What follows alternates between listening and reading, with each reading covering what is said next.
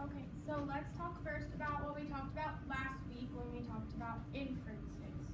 So who can tell me how can we use context clues to help us understand new words? Vicky? You can use other words in the sentence to get an idea of what another word means. Awesome. And how does this help us become skilled readers? It helps us learn new vocabulary words and concepts. Yep, perfect. So now we're going to talk about building background knowledge, and so let's talk about what does that mean. So, building background knowledge means that we can expand our knowledge on a topic that we don't know much about or learn about a new topic completely. And background knowledge is important because it helps us understand a situation, or in our case, a story. Reading up on a topic or reading more about a topic before beginning a story related to a certain topic is really important because it helps you understand the character's experiences or just the background of the story. So the purpose of background knowledge, or building background knowledge, we're going to talk kind of more about how this is important. How many of you have ever had to read a text on a topic that you didn't know that much about? So say you had to read an in-depth report about architecture or computer science. Do you think you would be able to understand everything that it said? It would be kind of difficult. Our brains work kind of funny. Sometimes the best way to retain information is to kind of retain information that we know more about. So if we had experience with the topic, then we can go more in depth on it to understand it better. That way we retain more information. And this is because what we hear about a topic, the more we hear about it, the more it gets transferred from our short-term memory to our long-term memory. And it's easier for our brains to access information from our long-term memory so that we can utilize this when we read. Building background knowledge would be most useful when dealing with a subject that we don't know that much about. So the class will be reading a book called One Crazy Summer over the course of the next few weeks. This historical fiction piece tells the story of an African-American protagonist and her two sisters during the Civil Rights era. They go visit their mother in Oakland, California for a summer, and while there they get a first-hand look about the early days of the Black Panther Party right after the assassination of Martin Luther King Jr. So let's think about what we already know about the topic of the Civil Rights Movement. The two things that come to my mind when I think of the Civil Rights Movement are segregation of two different groups of people, the black and the white. And so a way that we can better understand One Crazy Summer might be to read a book about the topic that we want to gain the knowledge about so that we can identify new information and add to our background. So Miss Van Allen and I are going to kind of demonstrate this strategy for you guys. I'm going to read a picture book to you, and Miss Van Allen is going to put a sticky note on the new information that she learns that she thinks will be helpful when dealing with One Crazy Summer. So the book that I'm going to read is Rose's Bus, The Rise of Civil Rights by Joe S. Pitcher.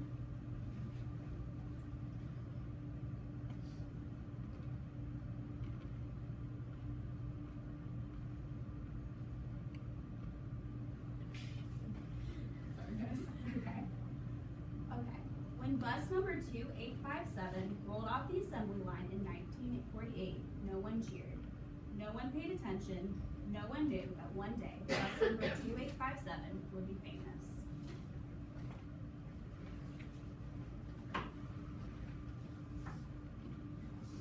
The bus left the General Motors factory in Michigan and headed for Terre Haute, Indiana, where it carried folks for several years before moving south to Alabama in 1954. Around the time the bus arrived in Montgomery, the U.S. Supreme Court in Washington, D.C. ruled that separate schools for black children and white children were unequal. The civil rights movement was beginning to roll. So I'm going to put a sticky note on this page because I now have added to my knowledge that the civil rights movement started with this event. By now, bus number 2857 was 6 years old. Its yellow paint had faded some, but inside, 10 seats back, there was a newly painted, movable sign. It read, "Colored." And I'm going to add a sticky note here because I knew they were segregated, but now I know that they made signs to allow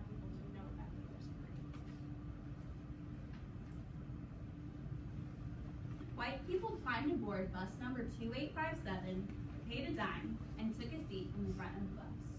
Black people climbed aboard the bus, paid a dime, but often had to walk back down the steps and go to the rear door. Even if it was raining, even if their legs were broken, even if they were cold and the steps were hard to climb. That's just the way things were.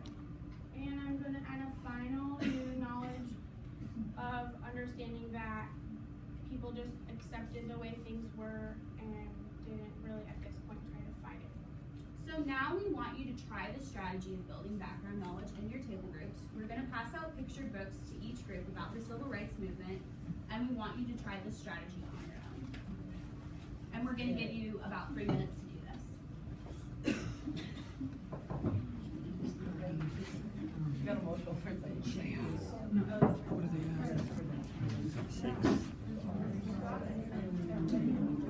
All right, open it up, bad boy.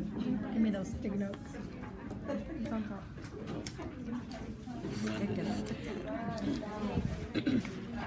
All right. Let's do some learning. What's this book?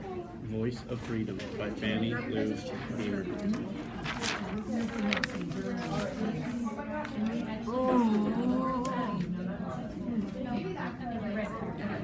Oh, God.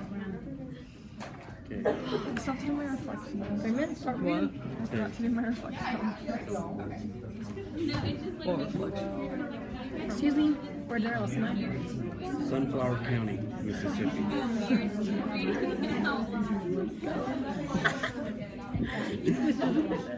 Minister Malcolm X once called me the country's #1 freedom fighting.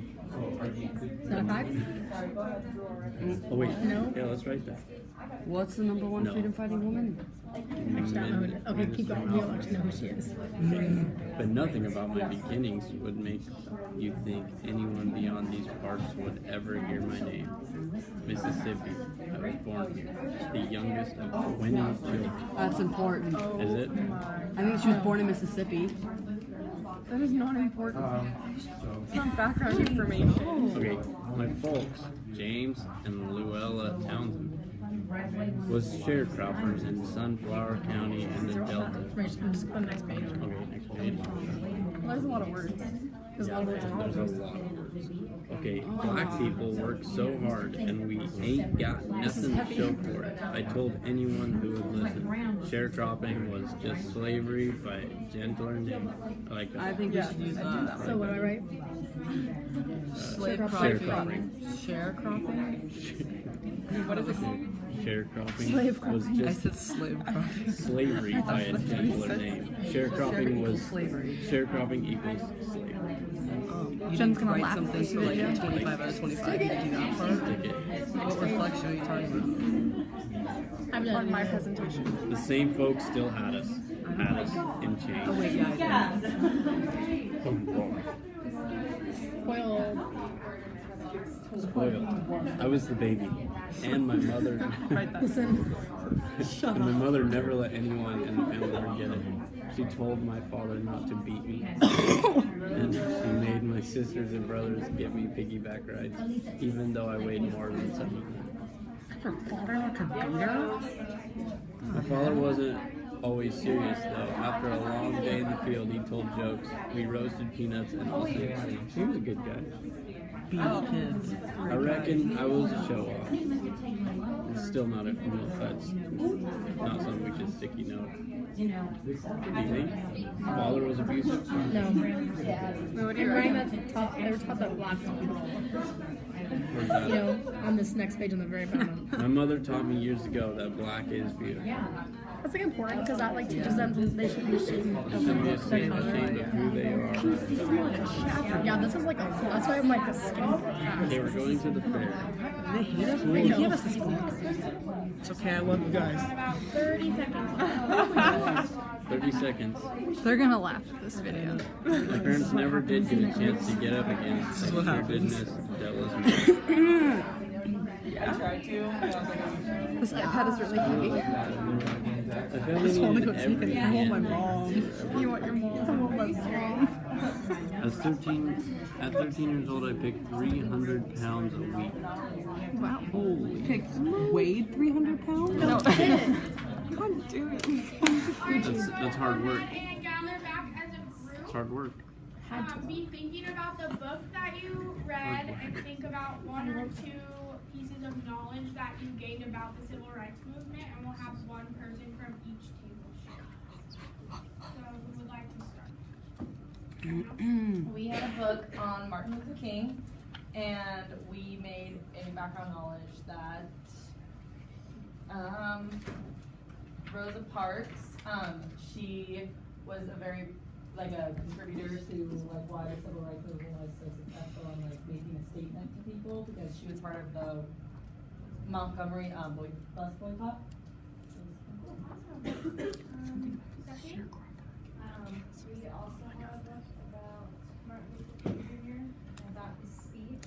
And one thing that we didn't know was that black and white people could not work together or go to jail. Elizabeth? So ours was, again, on Martin Luther King Jr., but it was from the perspective of his sister and how they grew up together. And then it was talking about how they grew up in a country of unfair laws, and it kind of related it back to the reasons for the civil rights movement and slavery, and how the unfairness of American slavery kind of transferred through to the civil rights movement. So it wasn't just that they were upset during this time period, but it had been building for a long time. Alright, you guys did a great job with this. So we are going to continue reading One Crazy Summer these next few weeks, and I want you to kind of keep in mind this knowledge that you gained, that way we can access it while we read. So now it's time for review. So why does it help to use building background knowledge as a comprehension strategy? Yes. If we're reading about a topic that we don't know a lot about, then it's helpful to have more background knowledge about that topic. Okay, next question. How can we use this strategy to help us in subjects other than reading? Yeah, maybe. Like in history lessons, I don't know if you talk about a certain part of a civil rights movement or another subject area, you can have background knowledge on it from an event that occurred in the past. Perfect. So thumbs up or thumbs down for this next one. Is building background knowledge a comprehension strategy you can see yourself utilizing in the future? All right. Thank you very much for your time.